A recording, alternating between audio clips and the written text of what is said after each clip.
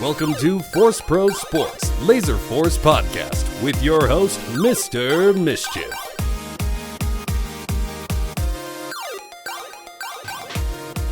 Welcome to ForceProSports. Laser tag is the world's next up-and-coming sport. It's tactical, athletic, modern, and innovative. Join us today as we talk all things Laserforce tournaments and community. My codename is Mr. Mischief. I am an incredibly amateur laser tag sports analyst who aims to make laser tag presentable and fun for all. And today I am joined by none other than GuyNextDoor from Auckland, New Zealand, host of the world famous Resupply podcast. Welcome on. Hey man, how are you? It's nice to see you.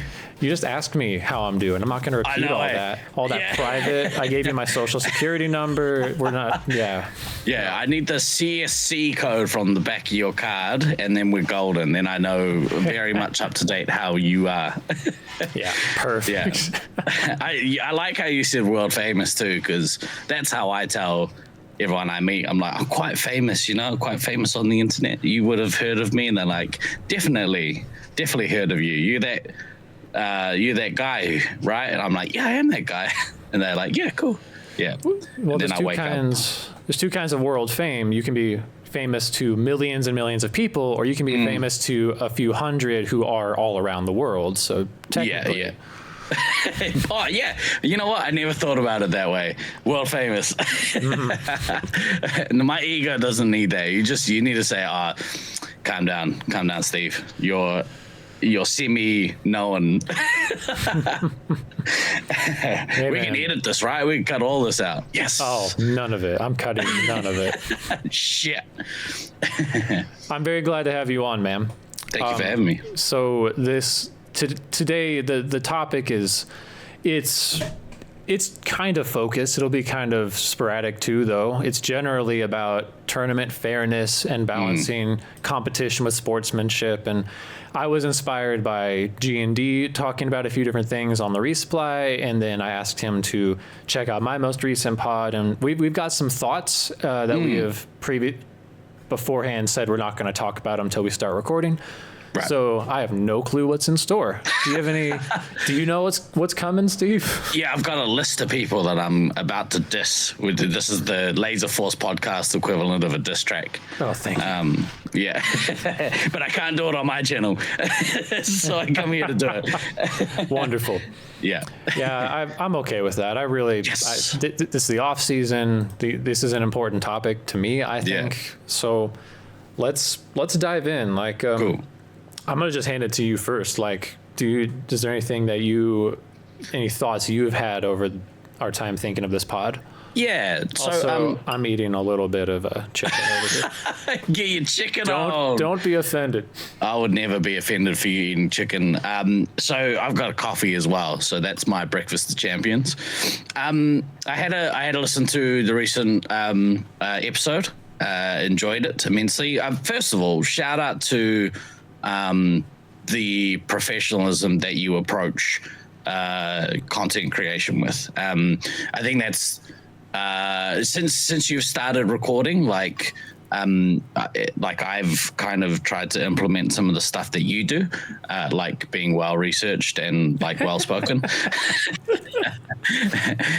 So it's really good to I rely a lot on DK for the well researched part of the Resupply podcast. So it's nice to see other people who are smart making content.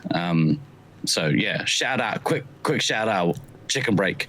Thank you for the compliment. I appreciate that. No problem. All right, let's get into tearing down your last episode. So, the first thing that jumped out at me was your distinctions between rule breaking and rule abuse. I'm not a big fan of the word abuse. I reckon we should change it to bending the rules or rule bending. Because as you say, it's kind of a part of the game. I think when you break a rule, that's you're flagrantly, well, maybe not necessarily flagrantly, but you're in contention with the rule, right? You're actually breaking what that rule states. But bending the rules is bending the rules to your benefit within a game. So playing within the rules up to the point just before you're about to break it. So I don't know, that for me, it like every time I heard the word abuse, I don't know, something triggered. So I was like, well, that actually makes a lot of sense. Maybe I should have found a different word, because I don't know if it was the wrong word definitionally, but I can see how just throwing around the word abuse, there's a lot of other contexts where it's not that's right. Appropriate word. I think you said that like abusing the rules is both a good thing, can be a good thing and a bad thing, and I think like there's no instances usually where abuse is a good thing. So I don't know. It's just parlance. It's me being nitpicky. I think that's a great distinction to make. In no way am I saying that. Well, I don't know. Like, I think the context I imagine you're referring to any kind of human abuse. Which in no way am I advocating for anything remotely on that planet. For me, so I have the same thing when I hear people say cheat, like when they're like, oh, people are like cheating. I'm like, well, I think we need to get rid of the word cheat from our lexicon, because I don't think cheat insinuates that people are doing stuff on purpose, and I think in the majority of cases in a Space Marines game, people aren't cheating on purpose, if you know what I mean. They're not doing these things intentionally. A lot of the in-game rule breaking is not done on purpose.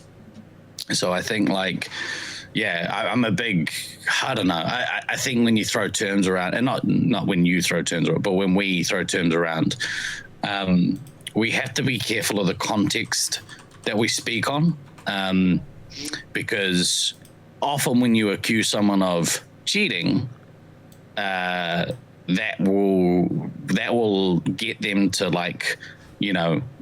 be immediately defensive. Whereas if you tell someone they've got poor technique, it's not always if they're receptive to it, it's not always going to result in them getting as defensive. Can I offer what if I use the term exploiting the rules? Yeah, I like that too, because the exploitation is about what it is, right? Yeah. So, because when you say bending the rules, I actually think of something different. I think of cheating in a way that's so minute you don't get caught. Right. That's how I view bending rules. Okay. You know what? Like it's all like how we the definitions we put on these things, right? So yeah, language is subjective, even if we try to make it standardized. So anyway, thank you for that feedback. Let's call it exploiting for these purposes today. But I think if you can exploit rules, and it makes the game more fun. Like it's not taken away from the game. Yeah. For example, when I accidentally chase someone and they stick their gun out and I get a penalty, I think the spirit of penalties are meant to stop a player from intentionally cheating, Yeah. Like that's the way it was designed to be. For me to get tagged because I held my phaser up at someone, it was completely right and legal, but it doesn't feel like it doesn't add to the game for me. I gotcha. I literally did that in this Nationals. Oh, yeah. And unfortunately it backfired on me. Oh, yeah. So there was a point, and this is partially because we had inexperienced referees in the maze. I think we were being refereed by the Olympus team. But I wanted to. I played medic basically the entire week. There was a point where I got followed into the new tower back into the resupply area, and I wanted to make it obvious that I had not come up, and so I stood up from it, which is something you don't really do as a medic. And the player had followed me all the way in and shot me, and the referee wasn't aware that player couldn't do it. which caused me to lose my cool, and then I got missiled off the back of that. So it was all very brutal. It could have been something that was, if there was a more experienced referee, then perhaps they would have stopped that from happening. And I wanted to double check that was a thing, that I hadn't misread the situation. So through the magic of stream replay, I went back afterwards and I watched it. And sure enough, it was a chase. Yeah, but you can't rule on technology, which I think that's a whole different topic for another time. But yeah, like I attempted to exploit the rules to my benefit, and it didn't work. In fact, it horrifically backfired. But yeah, I think like in most competitive sports, especially at high competition, exploiting the rules for your benefit is something you kind of have to do. Having a very in-depth knowledge of the rule set will give you a competitive advantage over your opponent in most cases. Yeah, so it's very important to have a good knowledge of what the rules are and the ways that you can use them to your advantage in a game. I think it's part of competitive play. Well said. I agree. Right. I think that was kind of the first thing. I think that was like a lead into what the main topic was, right? Yeah. Which was eligibility stuff. Right. And the general idea that people exploit the eligibility rules for benefit. Yeah. So, like, I mean, I've got a bunch of thoughts on this. Do you want to recap kind of where you were at, or do you want me to just go into it?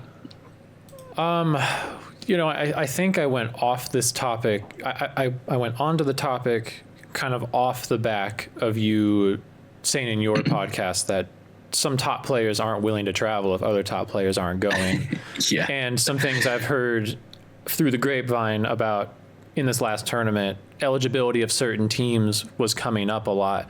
I don't know if it was just a couple loud voices or a lot of quieter voices, or a medium amount of medium voices. I'll stop. I won't go with the other 32 examples of what it could be. 25 marmots chirping at 25 decibels. Anyway, was that marmots? It just, even though there have been mermaids in the past about sites getting to combine into more powerful teams than they would have with just their own site players, it seems like it's getting really loud right now. So I wanted to talk about and address that topic. Sure. Well, so I think that the first place to start, like Laserforce Internationals, first and foremost is about the best from each site competing against the best from every other site that's out there. So Laserforce Space Marines Internationals is about site representation. Okay. You have a pretty firm stance on that. Yeah, I mean that's that question. That's what it is. Yeah, like that's essentially where Laserforce International started from. It's site versus site. Who can produce the best team from each site, go to another site and compete.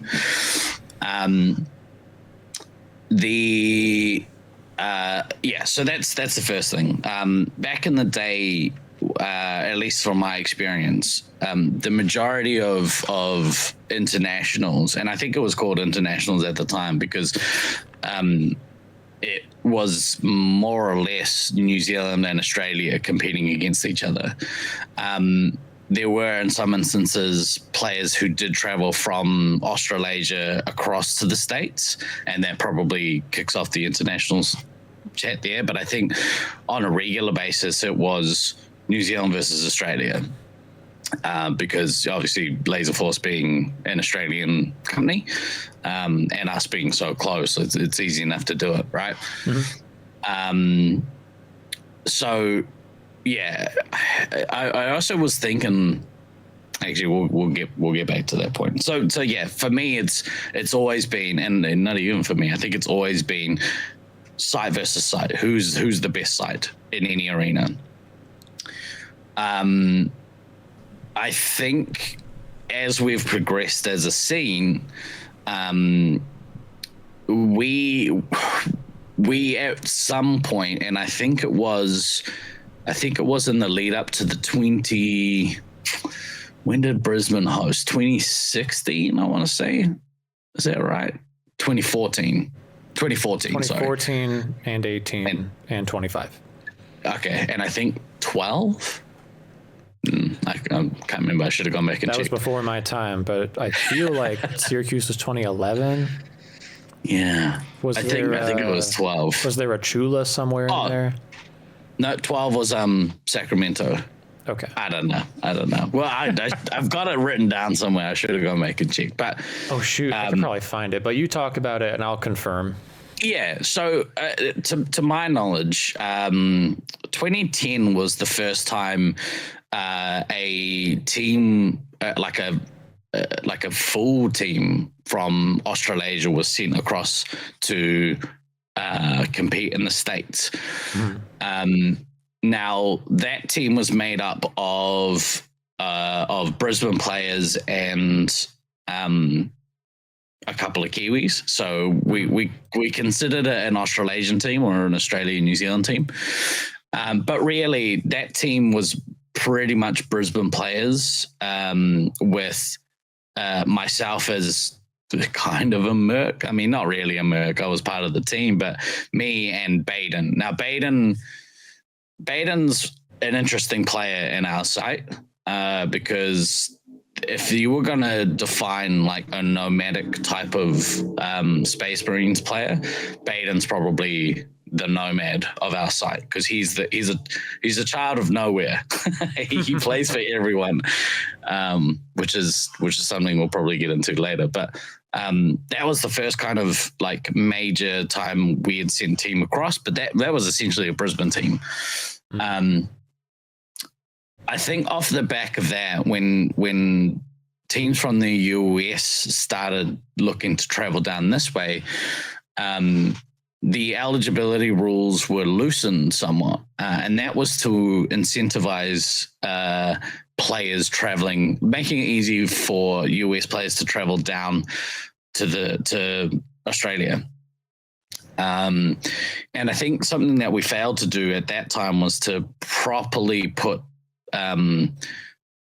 distinction on who can actually play for who. There we go. This is the one. I remember this bloody thing. So yeah, that's 2012 in Sacramento. I think there was who was 2016? That would be Syracuse, but it got canceled. That's the fake Nats. Yeah. Yeah, okay. So I'm thinking of 2014, which I think is when the USA team came down. Is that right? Have you scrolled down? Is there Team USA there? There were, I think, 3 USA teams. Or no, there were 3 Brisbanes, but there was a USA team. There was a USA team. I can't remember who was on that team, actually. Oh, well, we can find that out. Perhaps I'm thinking of 2018 as well. That was when there was a USA A and a USA B, I think, in 2018. Yeah, so I mean, this team was made up of mostly US players. I can't remember who Tripwire is. I think Tripwire was an Australian player. Someone will be able to refresh my memory afterwards, but Shagadelic is a Melbourne-based player. So, like not the biggest turnout from the States that year. So I think in 2018, the rules were kind of loosened a little to get more players from the States to come out here. And I think we maybe had like 2.5 US teams. Feels like it, because we had a few US players scattered around a couple other teams. Yeah. So DK played for the Raiders. Yeah. Fear Turkey played for the Hellcats. Yeah. But otherwise we had USA and B. Yeah. So, yeah. yeah, the rules were kind of loosened to allow for for more people to be keen to travel across, and which is how you get that USA Golden Freedom Eagles team, which might be one of the worst names in Laserforce history, but I can't think of a more American name except for the 2025 US East team. The All-American Supercharged. I love it. It's so good. With the McDonald's fries packet as their logo. They just owned it. Yeah. Yeah. So yeah, I think at the time we kind of failed to really redefine eligibility, because I think the thought process was, all right, well, let's make it, if a team is traveling intercontinentally, let's make it easier for them to do so by allowing them to team up to travel. But I don't know if the rules ever got updated to reflect that change, or if that was just for this tournament, or what the case was. And then from there, it kind of set a precedence that, all right, well, if we're going to travel intercontinentally, then we can just form whatever teams we want. And I think that's a dangerous precedence to set, which led me to kind of make the comments that I made around, 2023. Yeah. Oh, let's go there. So, I mean, remember, COVID happened between this. I feel like, that's right. Like, I don't know. For me, I was working a night job during COVID. I was only awake for the nighttime, and it felt like the world was in a weird dream state. I didn't fully. Yeah. Everyone experienced it so differently. Yeah. And it felt like the scene was totally like broken down and rebuilding after that. So I don't blame anyone for any confusion or bending some rules to allow people just to attend tournaments. Mm-hmm. I think at that point we were just trying to get people back into traveling to play, right? I'd say. Because even we had some pretty brutal lockdowns here in New Zealand, which is the reason why our tournament got pushed out for 3 years. Wasn't there a flood too? Yeah. Oh, dude. I felt so bad for the owners. And it also really didn't help our preparation for Nets, because we didn't really play. Yeah. It was brutal. They were closed from January until 2 weeks before Nets, I think, I want to say. So that's like your entire prep for Nats gone. It was not great. I think that is actually valuable context, just recognizing there was no Nats since 2019. 2021 was labeled fake, and people can have their opinions on if it was real or not, but we were just trying to get back. Yeah. And 23 was the first official internationals to even occur again since then. Yeah. So it's basically a 4-year break from official internationals. Yeah. A lot of time had passed, and even now, 2018. So that 2018 Nats, I'm like, oh, that wasn't that long ago. It was a long time ago. Time flies, man. Yeah, dude. Yeah, COVID robbed us. Robbed us of 2 or 3 years. Yeah. Okay. So, I think we need to, as a scene, and I think I'm not actually part of the tournament committee, which, by the way, I think if there is an official tournament committee being set up, that's awesome, because I think, any sport needs a good governing body. But I think that the conversations that are being discussed need to be summarized and released as notes or minutes for the wider community. I think in the past, people we've referred to the committee, because we haven't really had an official committee, but the committee's been referred to as this shadowy organization, because there's not really transparency, if you know what I mean.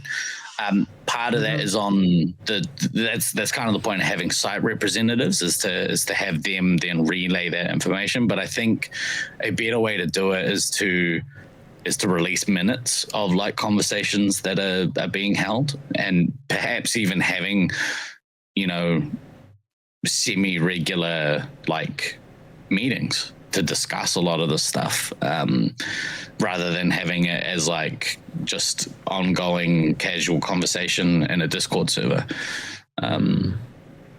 But yeah, I wonder if there's a way that they can set up a group chat where only some members are allowed to talk and post and react, but other people could view.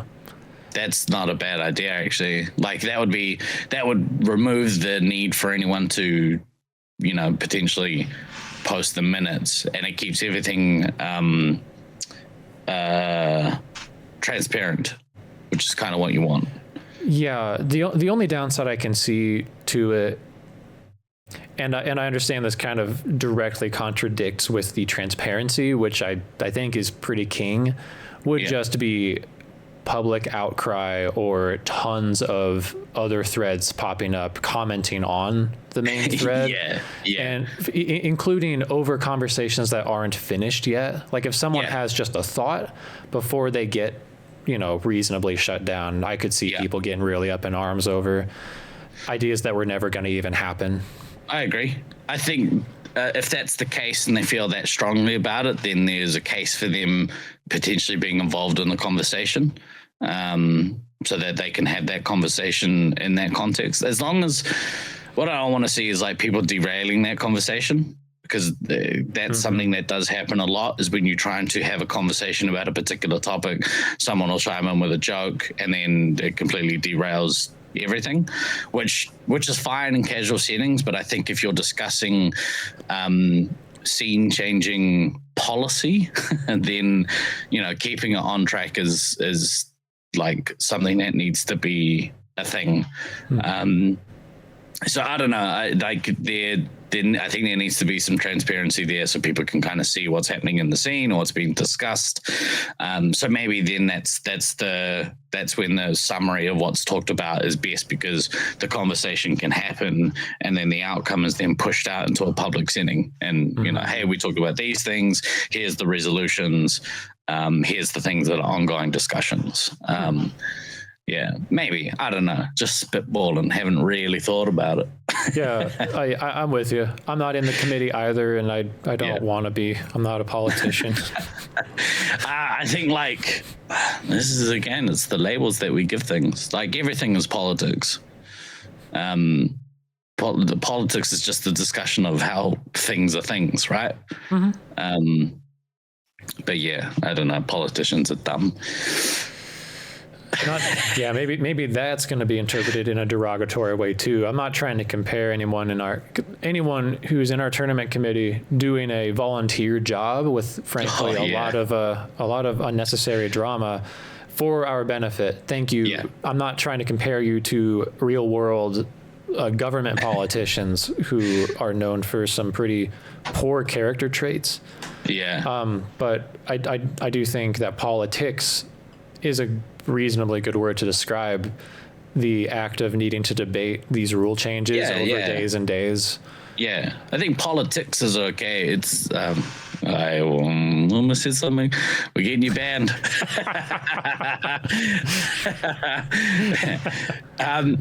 Cool. But okay, so let's redirect that. Yeah. We're kind of going on this timeline here through like how we arrived at the looser restrictions on site locks. Yeah.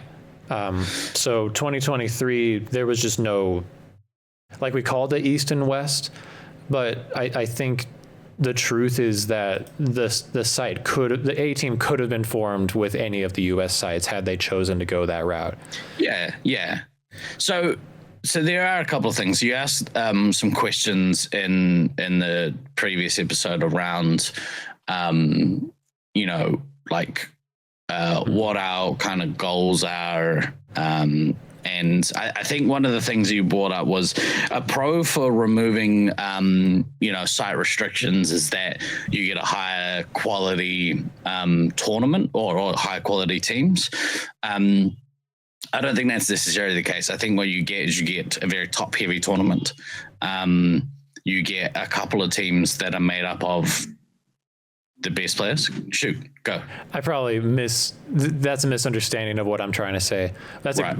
What I am saying is the top end teams will be the best we've ever seen. Oh yes, yeah. That is what I'm saying. Not that all the teams would be better, not at all. Perfect. I'm saying we would get a giant top end and a very low bottom end of teams. Okay, yes, I agree. And maybe I could explain one more thing. Yeah. I ask the question so openly, honestly. I'm very pro site lock over freeform, but I'm asking the question pretty much I think we should all entertain the conversation and not just have the thoughts because that's how it's always been done. Yeah, I don't like that reason. I think we should understand why we're doing site locks. I agree. And secondly, it's to basically say, well, if you fall on the side of site locks, which I imagine most people will, then do you also agree with these other fundamental reasons why we need to make things more fair for the site locked teams? So let's address that first question. So you said, I can't remember what you asked. Can you ask that again? Okay. I asked, do you want the site lock or do you want freeform? Yeah. Okay. So, the purpose of site locking, right? Like I said at the start, was to get the best from each site to attend to play the best of each other site. And I think the argument for it has come about where we're now missing key sites. For example, Sacramento no longer exists. Chula Vista no longer exists. Detroit exists, but in a space where their members don't feel comfortable or whatever it is attending their site. Okay. From this end, Oakley doesn't exist anymore. Wellington no longer exists. So you have these like previous sites that had good competitive bases no longer existing. The point of having an international tournament that is site locked is what it does is it promotes growth at a site level, and the goal for those players is I want to get good enough to represent my site at a tournament. If we have harder eligibility rules, it means that the players that no longer have sites are the ones that are likely going to miss out. And that sucks. However, you can't grow a site that doesn't exist. I think we need to focus on the sites that do have player bases that do currently exist and promote growth within those places. So Auckland, Brisbane, San Marcos, the two Utah player bases. Hold on. I want to just quickly rant. I am very curious about what's going on in San Marcos because we keep getting players who are leaking. It seems like they're escaping or leaking out into our scene. But like, what happened was like 9 years ago. Can we try to reestablish? Like, hey, I'd love to have any of you on the podcast. I'm very curious. You all seem cool. Like. Can we try to repair some stuff? I think it's leadership issues there, or leadership conflict between the player base and management, and that's never going to work. I don't know enough to say anything more. Neither do I. I'm open to a conversation. This is what I've gleaned. But so if we take them out. You've got Australia, you've got Brisbane, you've got New Zealand, you've got 2 Utah sites with player bases. Now, I don't know if St. George, I don't know how much growth they're getting in St. George, and I don't know if Cedar City. Getting some. They're getting some, right? They're still operating. Yeah, they're an active member base right now. Yeah. I don't know if Cedar is in a space to do it just yet, because I don't know if their maze is conducive to it. But I don't think so. That's not to say that they won't get to that point, you know? You have Loveland, which is blossoming. You have Syracuse, which I think is on the precipice of a resurgence, especially with them now hosting next year and them hosting more regional competitions. And you know, Detroit have a site. There is a site that plays Space Marines there. Now, I don't know. I don't know if they're in a position to host regular events. Maybe it's a, you know, management versus player base kind of thing. I'm not sure, but they have a site. They have players there. They could potentially grow something. And then you look at Europe. I think the UK fundamentally doesn't like the rule set that we have for Space Marines, so it might be hard to get them on board. But can I ask you about that real quick? Because this is one thing I was very curious about, was basically how Tomik would see our rule set being the only representation from that like Laserball community. I should just talk to him, but yeah, absolutely, you should get him on. But you can tell he's a guy that loves laser tag. Oh, yeah. He's a laser tag enthusiast. The amount of games he played while he was in Brisbane is awesome. It reminds me of us in our 20s. You're still in your 20s, right? Technically. Fucker. But there's a lot of sites there, especially when you consider, like, back when I first started, internationals for me was Auckland, Wellington, Brisbane, Melbourne. That was we had 4 competitive sites which we pulled competitions for, and we got, you know, they were smaller competitions. There was like between 4 and 6 teams that would attend for the week, but you still got to play a lot of tag and you still got to have fun.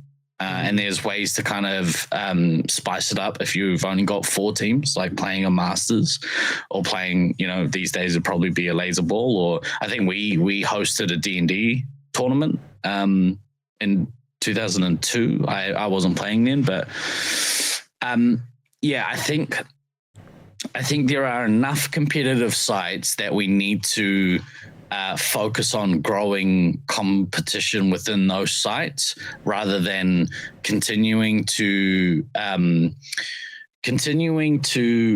keep I'm loath to say dead sites, but continuing to keep those sites active. Now, that's not to say that I don't want them at tournaments, because I absolutely do. Like, the Sacramento players are some of my favorite people. I just think that we need to promote the growth at a site level before we worry about, you know, growing dead sites. So that's kind of how I feel. And then off the back of that makes addressing eligibility kind of easier, because if that's still the goal, and I think it should still be the goal, you can kind of get a little bit hardline with how these teams are formed. That's kind of how I feel about that. Okay.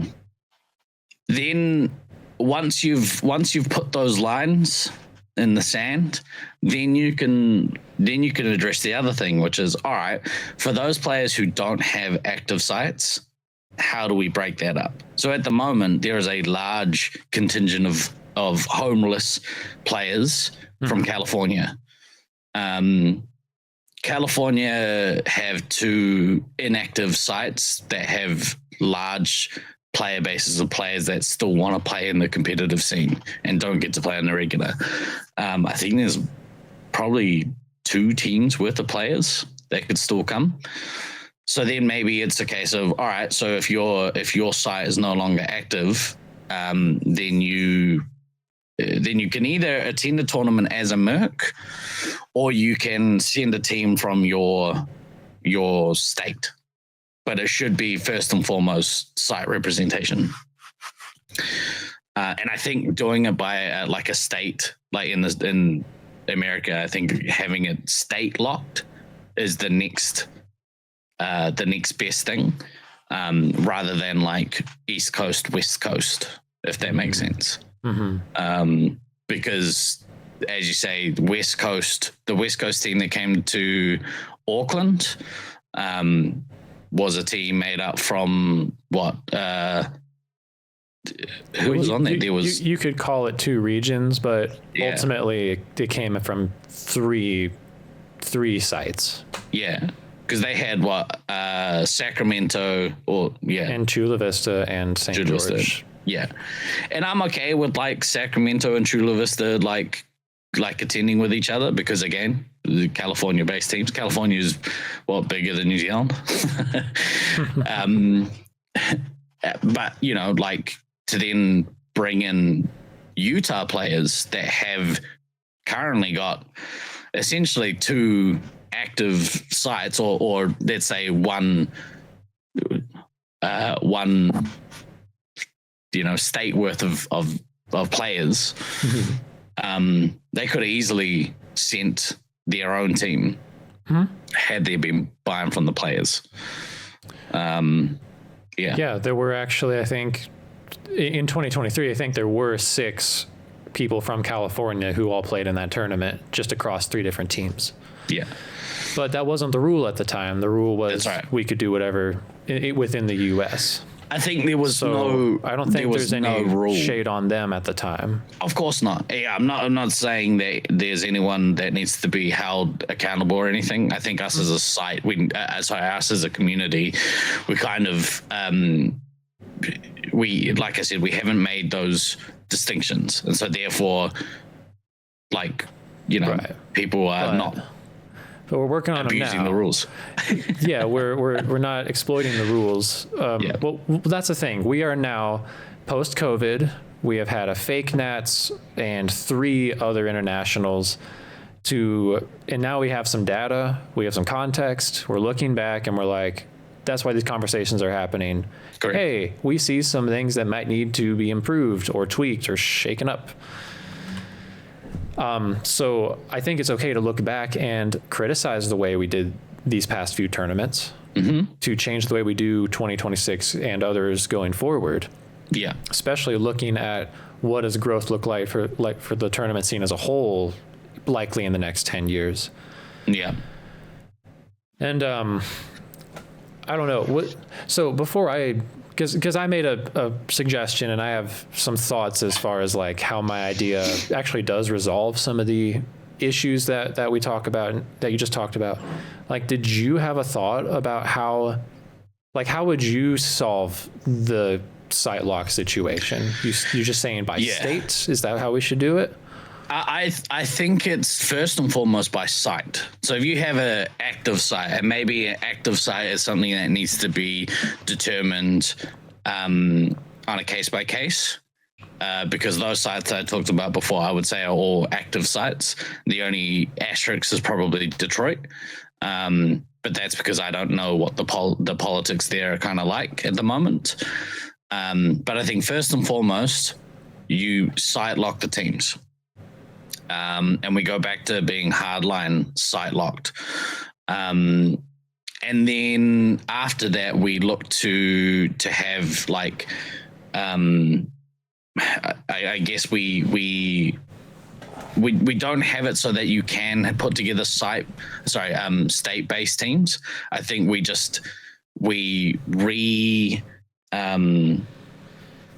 I can't remember. I can't think of the word I'm trying to think of. But we redefine some of those homeless teams. So we say, all right, so these teams have now got a player base of California. So yeah, it kind of makes people or defines people's player base that they can choose from. The other thing that is part of the eligibility is who you've represented in the past. and I can't remember if the way if the rules work in a cascade manner, or if you just have to satisfy one of the three eligibility things. Cody made a few really good comments on my video, and I think he is saying that in the past there hasn't been a hierarchy like that. Like you could just basically do whatever was preferential to you. That's right. But you're saying we need to create a hierarchy. Possibly. I think we create a hierarchy of who you're initially eligible to play for. Because there are, like I said, there are instances where like, I think the rules are, do you have the rules in front of you? No, I don't read those. I think off memory, it's it's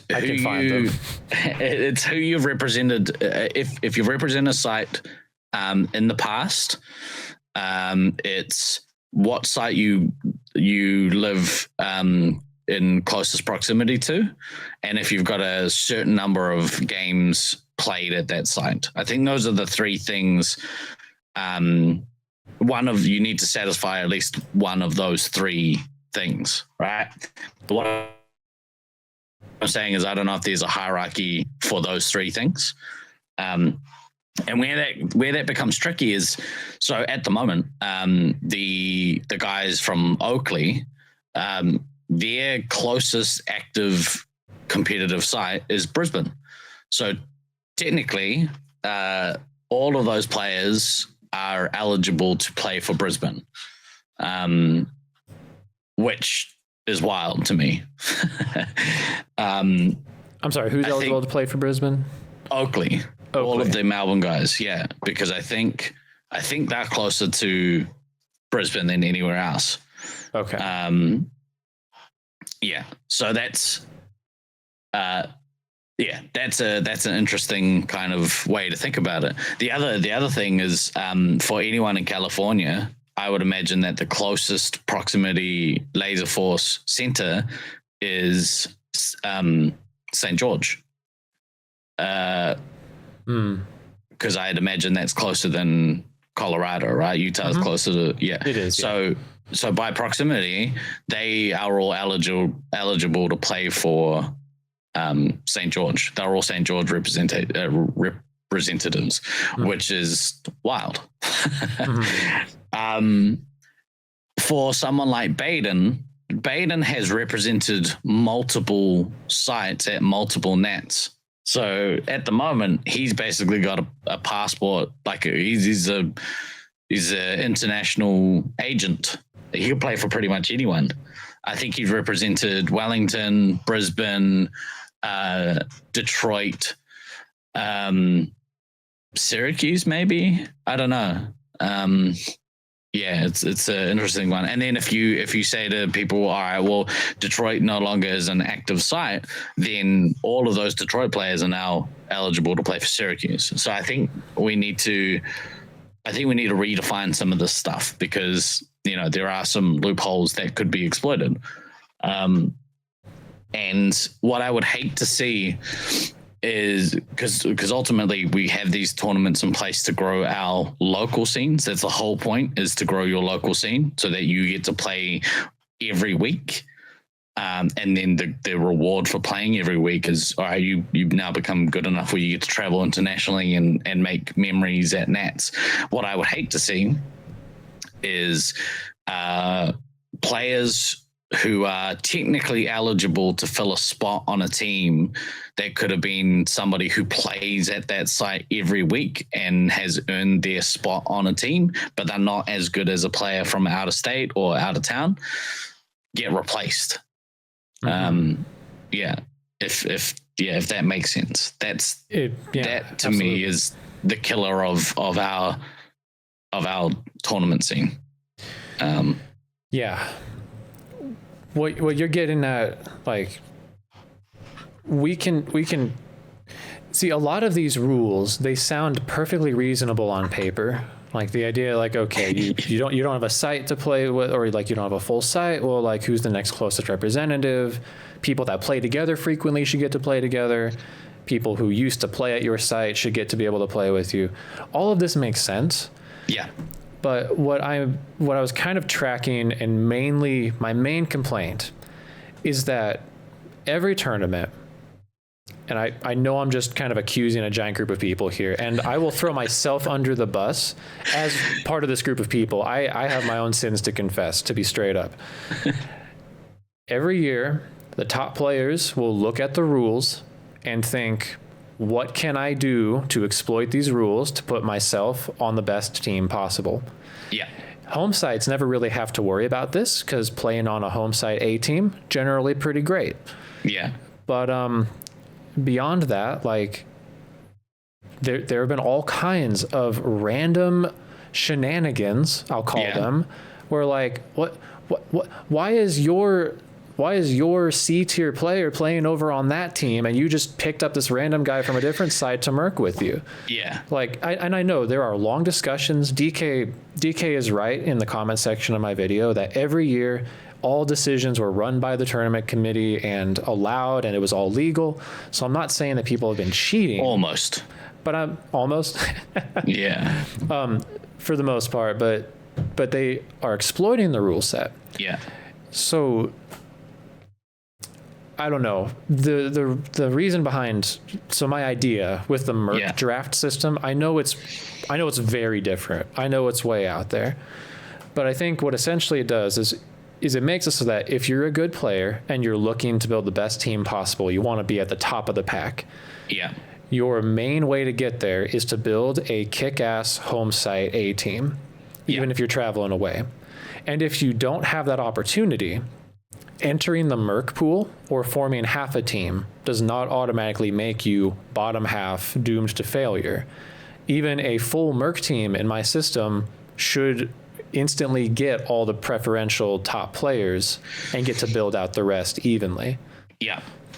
I like parts of drafting from a merc pool. So I wanted to acknowledge something that happened in 2019 in Detroit, which just is, I think has been an issue for me for a long time. And I know that like it really hurts the people involved, but there was an instance where the traveling Brisbane team they had a full team of 6. Baden was on that team. He was unsure as to whether or not he was going to be able to attend the tournament. And so they enlisted the help of Kodama, which to me was wild that anyone approved that or that got passed. You know, like that's a S tier player being picked up by a traveling Brisbane team that have no claim to be picking up a player like that. And even Baden, like, being on that team is a bit of a stretch, but I can kind of understand that because again, we've kind of let that happen. But what ended up happening was both of those players attended the tournament, and then their like least experienced player, Al, wasn't able to play finals off the back of that because she was not having her in the 6 was not the strongest team that they could have put forward. So she got bumped out of a team that she had been training with and she was on that team. She got bumped out of that team for a merc, and that has bugged the shit out of me ever since. Like, I thought that was really poor form. Now I'm just looking at it from an outsider perspective. I wasn't involved in any chats or anything, but it's always bothered me, that particular situation, and I don't want to see it happen again where a team will pick up, that player, Mr. Mischief's decided to come. He's really good. Let's just pick him up as our 7th, and then when we get to finals, we'll see what happens. You know, I don't want to see that happen because that's that sort of stuff.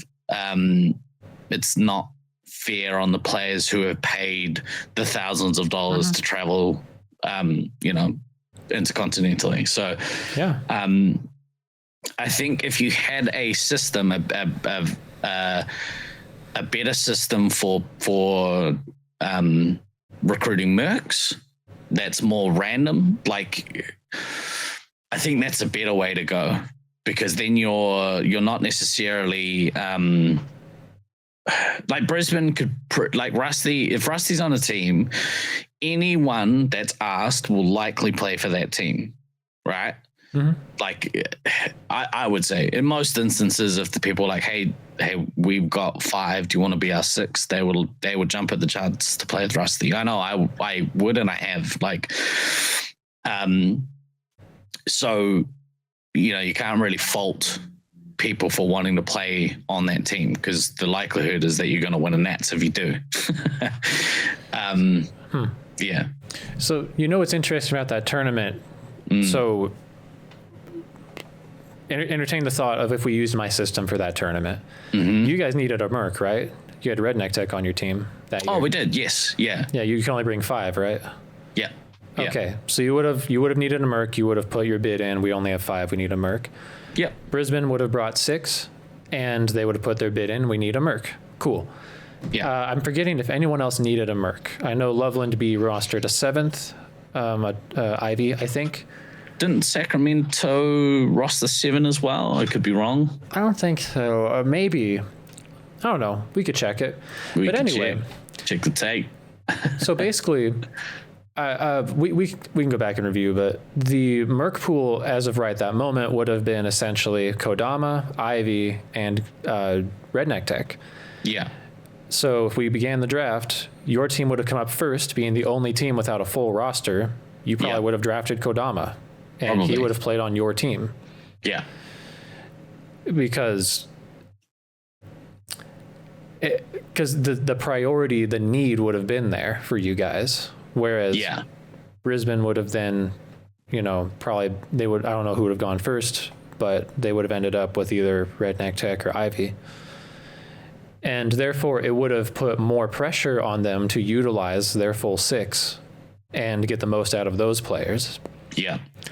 And I would also still advocate that if you roster 7, you need some hard rule in place to prevent situations like the worst player, quote unquote, gets benched all tournament when they traveled all that way to play. Yeah, I think that comes down to setting expectations within your team. Like that comes down to captaining. Like I don't think it's the tournament director's prerogative if a team has chosen to bring 7 from their site to be like, right, you have to make sure that, you know, they play at least this many games. That's not up to anyone but that team. But in this instance where a team has, you know, 5 confirmed players and then 1 who's on the fence, I don't know. I think bringing in that 7th and then having having one of those like core 5 get benched in top games because the Merc is better. I don't know. It's hard to kind of police that, right? Like, I mean, that should come down to captain. I guess it's what's more important, winning or like being decent to everyone. well, then you could absolutely bench that player at the most critical moments as long as you give them 50% of the games. Like potentially, or whatever the rule would be. Just set an expectation. We need to create boundaries that people can try to win within, right? So it's like, do whatever you want with your 7th player. Here's your requirements. Yeah, right. Yeah, it's a tough one. I don't know what the fix is, but yeah, like I like aspects of looking at fairly distributing Mercs. I think as well, if there's scope to build another team from a Merc playing pool, then that should be the priority. Like if you have that many Mercs and all the rest of the teams are full, then you look at building a Merc team. Yeah. I think that should be priority. I like the reason I said that opening bit about people like to win and then exploiting the rules is essentially to say we can't expect people to make decisions based on compassion when building up their teams or choosing who to put in. We should expect them to do whatever, you know, like they will do whatever will help them to win, even if somebody gets screwed out of it. So having rules in place that, like, you know, you do what you want, but here's the requirements for ethical reasons, for making sure people get their money's worth reasons. Like, we don't have to go with my system. No one's saying that. It's just a proposal. But whatever we do, like, I'm advocating, like, we need to be aware that we keep running into these situations where one way or another, somehow we get the top mercs on the top teams and the lower mercs on the lower teams. Yeah. And it's really not fair. Like why should for 2019, why shouldn't Brisbane have had Ivy instead of Kodama, and Loveland B could have had Kodama instead of Ivy? Mm-hmm. What's the actual reason? Yeah. The only real reason I can think of is them saying something like, well, Kodama's more comparable to Brew, who might be sitting. And to which I would frankly reply, I feel like we're giving favoritism to good players. I'm just going to say it. Yeah. And I think in that particular instance, like, if you're looking at a player like Brew, who can't commit to the tournament, that is frankly not anyone else's problem. Well, and also, if that is the argument, then Kodama should never play at the same time as Brew, because you don't get to multiply your brews, Yeah. As much as I fucking wish, because I love that man. But you're right, and I think earlier, I can't remember if we said it off stream, but you made a comment about like working out what's fair. And then I think I made a comment of, I don't think fairness is the thing that we strive for. No, yeah, please talk about that. And just so you know, I have a hard limit at about 25 minutes. I got to wrap up. Just so you know. Sweet. Yeah, we could talk. Oh, I know. So I think I made that comment. First and foremost, Nats. So I can't remember what I was talking about, but Nats isn't about making the teams fair, first and foremost. Mm-hmm. And I think the important distinction there is it's not about making the teams fair, provided that the teams that you're sending are site lock teams. So if you create a team, so for instance, Brisbane's A team this year was not a no, I'm going to rephrase that. Brisbane's team this year were so good it wasn't fair. But that's fine, because you're playing a team of home site 18 players who are all amazing players and created a team that were leaps and bounds better than any other team there. Now, from a fairness perspective, that team is just as fair as anyone else, because they are made up under the same rule set as everyone else is complying to, right? Mm-hmm. Potentially. The part that I think we can make fairer, to your point, is we readdress the way that mercs are distributed, and that's the part that we can be a little fairer with. And by fair, I mean give equal opportunity to teams who need to choose from a player pool. Now, that may open a whole different other can where you choose to leave behind maybe a B tier player from your home site, and the chance that we've only got 5, and I see that Slaughtermelon is on the board as a merc, so we're gonna hopefully be able to take him. Because you've got like maybe a 50-50 chance of picking up Slaughtermelon versus, like a B tier player from your home site. But I don't know. I think that's I hope it doesn't come to something like that, but that's maybe fairer than like, hey, like reaching out directly and being like, hey man, do you want to play with us? And then all of a sudden you're rostered 6, rather than they are a merc playing for your team, because that's the distinction, is that they're not representing your site, they are a merc. That's kind of the distinction and the fairness. Right. Well, as we established, people are going to do whatever is going to benefit them the most. Yep. So if Slaughtermelon is merking, there will absolutely be some kind of a wonder, like, how can I get Slaughtermelon on my team? And the closest example I can get to that out of the tests that I did, I'm going to share this one with you. We're just going to give a relook at this situation. So it's not perfect compared to what you just said, but like we could pretend that Slaughtermelon would be this A tier player, although I think he'd be more S. But I agree. The point is, there's a player on the board who is like a good tier or two above the next available player. Yes. Okay. So let's say that a team of 5 wants to pick up that player. All right. Well, that's not going to work in this situation, because that would be Auckland A, Brisbane A, and Loveland B, all who would have no opportunity to get him, because the teams with only 4 players would get a chance first. Yeah. Let's say it's Detroit. They're like, oh, we want Caleb. Okay. They come in with 4. Europe comes in with 4. There's just as much chance that Caleb would end up playing with Europe as he would with Detroit A. Correct. Yeah. And if I were Caleb, I would be thinking I'd rather build up my own team than not have a knowledge of who I'm going to get to play with. Right. Caleb's chance of winning goes higher if he brings a full overpowered Cedar City A team. Yeah. That's a potentially harder prospect.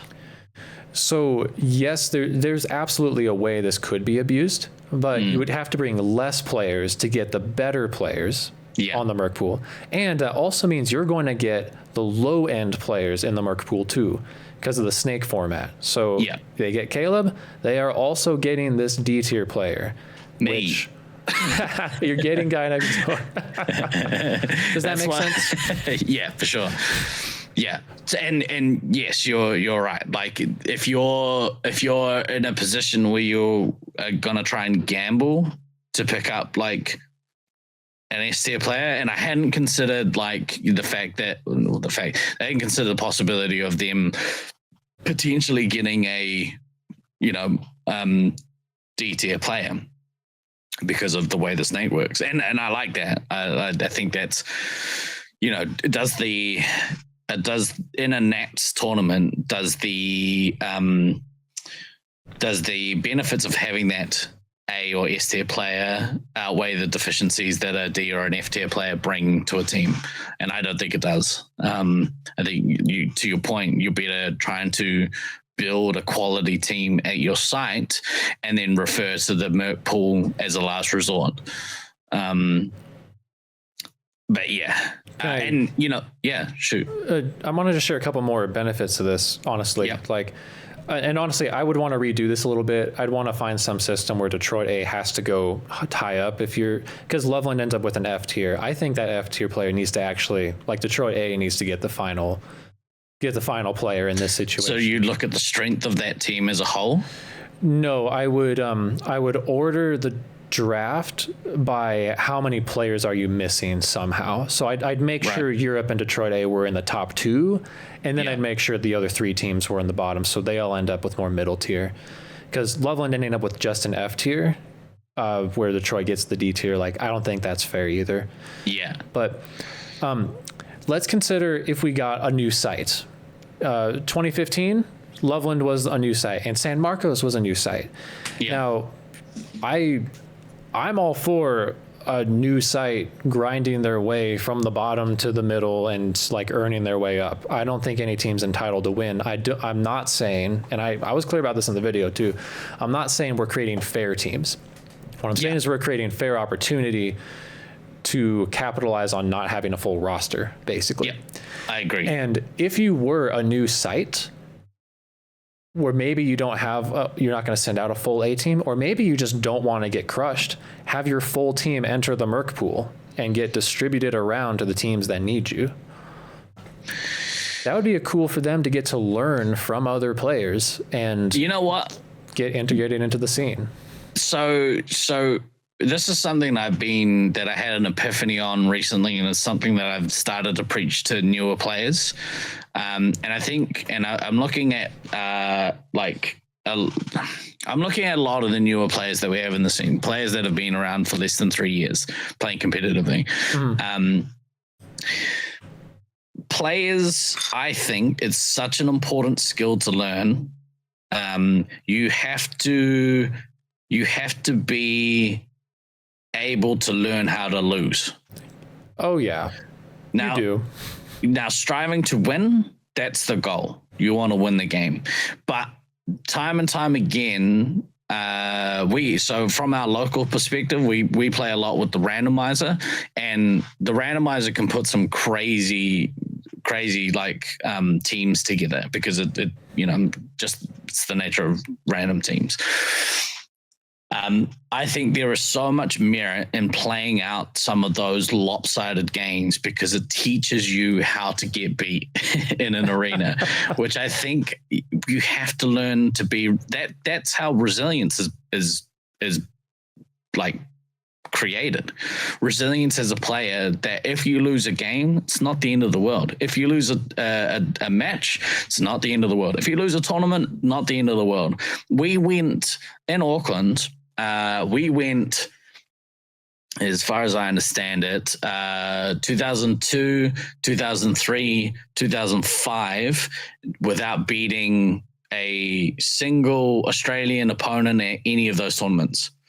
And 2006 was the first time that we did it. We came second. We hosted in Auckland, and we had trained pretty much like the way you guys trained for your win last year reminded me of how we trained in 2006. Mm-hmm. And then in 2008 we went to Ballarat and we won. Granted, Brisbane didn't send a full strength team, but you play the opponents you play, right? And you can only play the people that attend the tournament. Square. Exactly. But we got our asses kicked. We had to eat shit for 3 years at tournaments.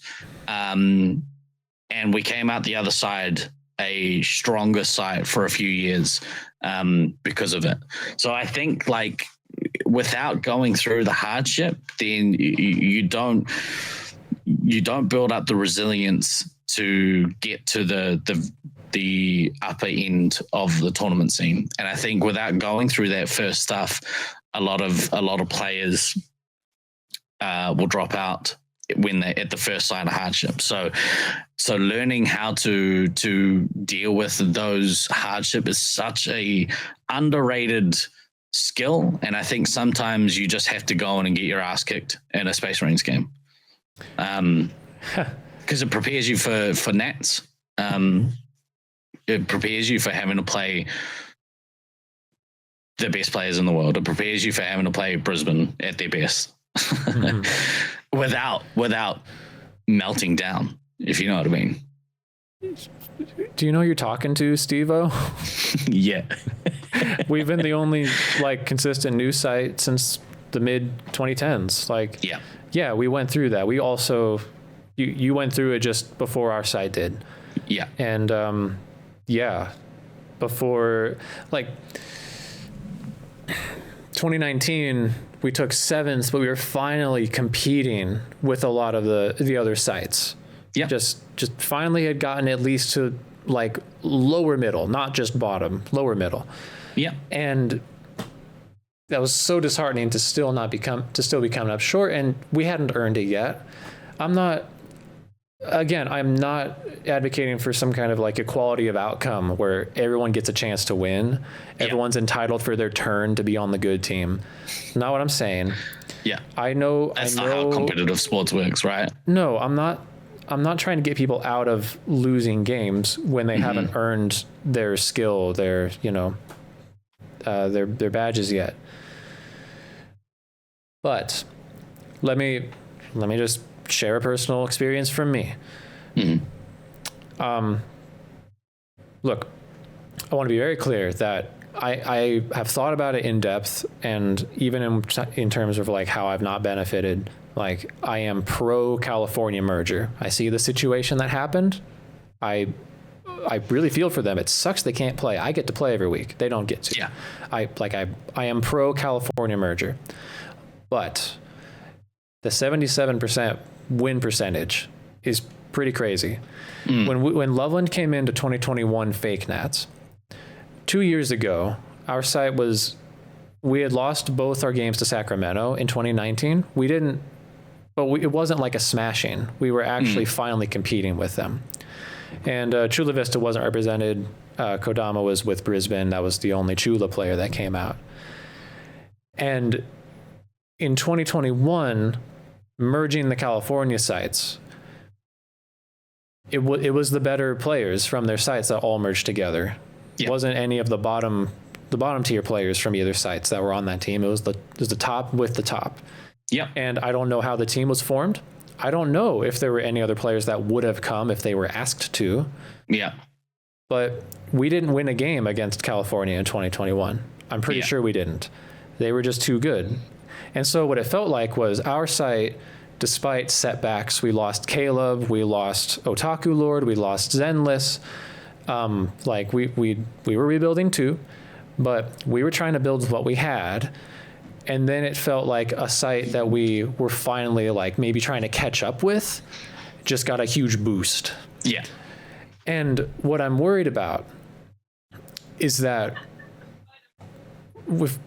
I think the big thing is being considered right now is like if Detroit and Syracuse can merge.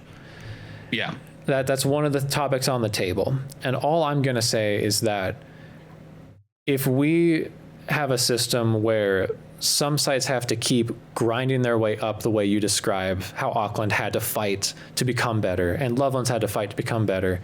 And a lot of other players have had to have that same fight, but some players don't ever have to downtrend because they keep getting to merge with top talent from other sites. Then it becomes really disheartening for the people that have to keep losing over and over again. And people don't want to come back. Like, it's a huge time and financial commitment to, like, 5 years would be a huge commitment. But at this point, like, it's been 10 years. And to be honest with you, Loveland is considering sending 2 equal teams just to keep training our people, because we're not looking to be good again. We're not going to have potentially another one of our top players, and I'm not going. Like, it sucks for Loveland. Loveland needs to work on its on getting people that are committed. But like, are we incentivizing mergers, or are we incentivizing building really good sites with good retention? Yeah. It's interesting because I think that there's a difference between the California situation, where, you know, Sacramento and Chula Vista become California and can pick from that player pool, versus Detroit and Syracuse kind of merging and becoming East Coast. And the difference there is California doesn't have an active player base. They have a stagnant one because they don't have an active site. I mean, there's a couple of places they could potentially play, but really they're not trying to grow a player base in California. California is there to keep our existing friends as part of our competitive site and to see them on a regular basis, right? And I want that, and I agree with it. Just to be clear again, I'm just noting one way that it affected lower seeded teams. Yeah, I'm okay with that situation, because, you know, it is what it is. Like, we see. It sucks. It really sucks. It really does. It was traumatic. To just your site just wiped off the face of the earth. I'd be wrecked. Yeah. And I hope that they get something back, and if they do, then we readdress it. Yeah. But in the instance of when you look to merge the two, like, prominent East Coast sites, the site that is going to be affected the most from that is the Syracuse site and the new players coming through Syracuse, because as far as I'm aware, they've got a decent player pool there now. They've got 10 to 12 semi-regular players that want to come and play, and if you're able to develop the talent there, that should be where the focus is, because that benefits the business, it benefits the sites as a whole. And unfortunately for Detroit, I mean they have, I don't know if it is an option or not for them, but there is a place where they could potentially go and play, but there should be a focus on developing new players at Syracuse and then rewarding them with the experience of going to a Nats, because that's what it is. Internationals is a reward for the players who are developing, who are getting better, to test themselves against the other people that are developing and getting better, or the players that have been around for years and who have now in the prime of their career, like we are. But yeah, I think that's what's important, I think. And so unfortunately for Detroit, if they can't or they don't want to continue to represent Detroit as a site, then they enter the Merc pool, and then they distributed in that way. Yeah. So this is all theory. It's all up for debate. It's going to be debated for a while. Yeah. Can I change topics to end our discussion Absolutely. today? Because there's one thing we didn't even get to, and I don't. It's really good. So I hope this conversation can provide just some food to chew on for everybody. Ooh. G&D, balancing Hello. competitiveness and sportsmanship. Yes. That stuck with me when you were talking about that. Mm-hmm. It's so fair. Like the way that some behaviors will help you win, but they are also shitty and sometimes abusive towards people. Right. But then also, like, if you're too nice and you're not competitive enough, you don't win, and then you get angry and you're like, well, what if I act like those guys? And talk about it. What are your thoughts? Oh man, it's such a complex situation, because I see the merits in both. I've been a part of both. I've seen your site kind of have both. Mm-hmm. We have. Yeah, and just to clarify, the competitiveness versus sportsmanship, for me, the context was a lot of the times when you see highly competitive scenes or sites, there is often a undercurrent of toxicity there, and I think part of that is hyper competitiveness is a form of toxicity in itself. It's not good for you to be hyper competitive, I don't think. It's usually people can be abusive to other people if they're not performing at a level where you think they should be at. Often when there are rules infractions, then the hyper competitiveness will usually cause one player to accuse another of cheating, which is why I want to get rid of cheating out of our lexicon, because I don't think in most instances people are trying to cheat, but rather a lot of the time it's sloppy technique or just unaware of particular situations. But at the same time, I don't think that there is longevity in that kind of behavior outside of Brisbane, because that has boggled my mind for a long time, because there's just the same amount of toxicity that I've seen there and that I've seen in most other competitive sites. So I think that if we look at the way that we kind of we've talked about the funnel kind of system on the Resupply podcast, and that's where the idea is that you want to go from the top of the funnel, which is like public party days, all that stuff, all the way down to competitive Space Marines players.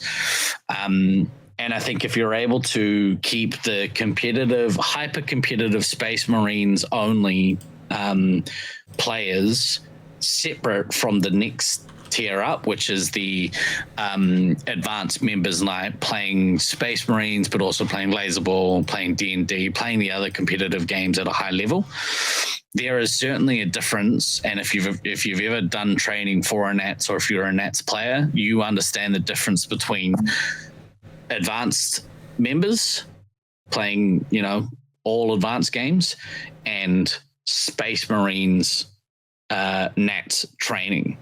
There is a difference. And so, if you're able to satisfy the urges of both of those things and keep them kind of separate, then I think you have a healthier scene. But yeah, I don't know. I'm not sure that you get hyper competitiveness without some toxicity. But I mean, looking as an outsider, looking at your guys' site, the way that you guys did it last year seemed pretty healthy. You had two highly competitive, good teams, but you managed to grow those teams in a we are one site kind of mentality. Again, it's just like a casual observation from the outside. It could have been different. I don't know if it was, but it seemed that it was more carrot than stick. If that makes sense. I think so. Yeah. I'll say a couple quick things on this, and then I unfortunately got to wrap up here soon. But this could be a whole conversation for a podcast sometime. Well, part of why we lost so many players in 2019 after COVID, it wasn't only COVID, it was because of how we treated each other at tournament. Mm-hmm.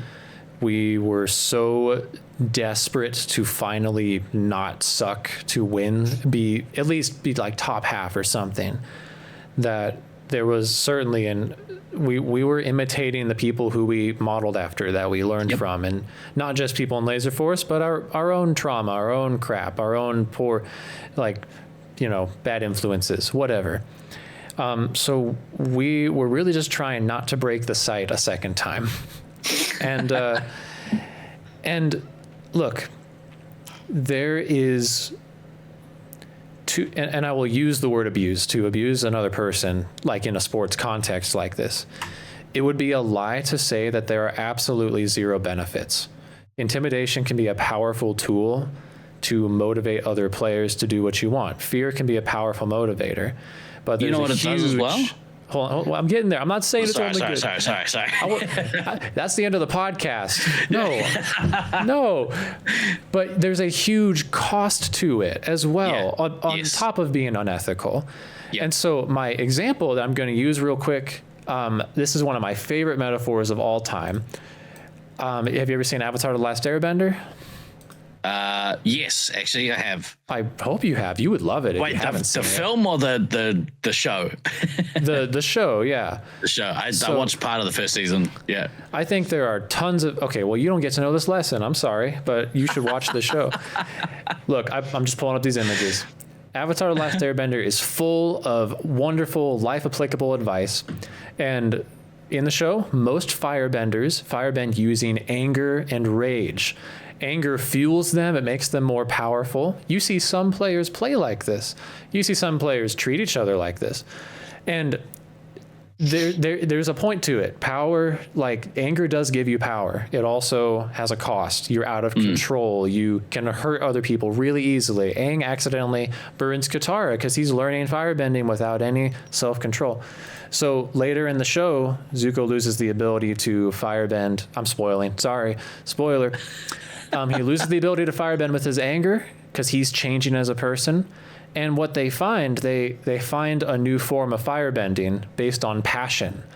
And they find that you can firebend even more powerfully if you use your love for an object, your love for the craft, rather than your anger against another person. And that's really something we tried to implement as Loveland Phoenix, and at our site, like we tried to hang out with each other outside of tag. We tried we did group therapy. Like, why do you get upset in games, and what do you need from us when you get upset? Some people needed a hug. Some people needed space. Some people needed affirmation. A lot of times when a person is abusing other players, like verbally, whatever have you, there's some deep work to be done. They're putting a game over the value of humans. Mm-hmm. And yeah, it destroys the scene. And sometimes people win by doing that. But there are multiple games to win. There's the game of getting a first place trophy, and there's the game of being an admirable winner. There are some winners that I don't admire and I don't respect for the way they won. Boom. Be a hero, be an admirable winner, be a good person as well as a champion. That's what we tried to be. We really tried. That's awesome. And it came across that way. It really did. Like as a spectator and kind of getting to talk with you guys kind of on the regular, it felt different. It felt things had changed. Yeah. I was gonna say, like, if you act in that way and you have that that toxicity, then often what happens is you'll weed out the quote unquote weak players. But we don't have a community where we can afford to do that. And I don't think that's necessarily a good thing for personal validation anyway. If you start trading, friendships and relationships for arbitrary wins. Yeah, there's something, in my opinion, some way misaligned priorities if that's something that you feel okay doing. Yeah. But we got to wrap it up here, man. I'm sorry. That's all right. Loved it. Thanks for coming on, man. Thank you for having me. I appreciate it. Shout out to the work. Again, we keep pushing your stuff on the podcast because we believe what you're doing is high quality. You should definitely come back and play though. Yeah, I'm not retired, but I plan to get back in there at some point. It's just it'll get you. I got other priorities as well now. So that's right. This is how I'm participating. It's good. Hey, thanks, man, so much. Guys, check out GuyNextDoor and his crew on the Resupply podcast on Twitch. And thanks for coming on, man. We'll see everybody. Thank you for having me. Thank you for listening to ForceProSports. Subscribe to the channel and get cool perks by supporting our Patreon. Play Laserforce and become part of this era's next great sport.